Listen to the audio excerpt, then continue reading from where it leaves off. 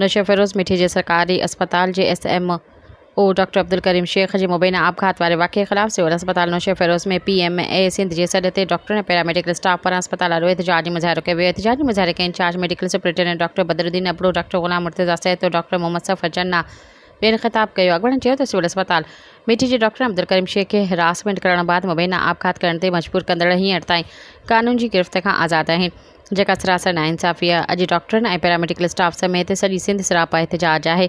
डॉक्टरनि जो चवणु आहे त मिठी सिविल अस्पताल जे डॉक्टरनि करीम शेख खे ब्लैकमेल करे हुनखे हिरासमेंट करे ख़ुदकुशी करण ते मजबूर कयो वियो, जंहिंजी आपघात खां पहिरियां पंहिंजी स्टेटमेंट बयान में हिरासमेंट कंदड़ जा नाला पधरा कया, पर हींअर ताईं पुलिस हुननि खे गिरफ़्तार करण में नाकाम रही आहे, जेका मज़मत जो अमल आहे।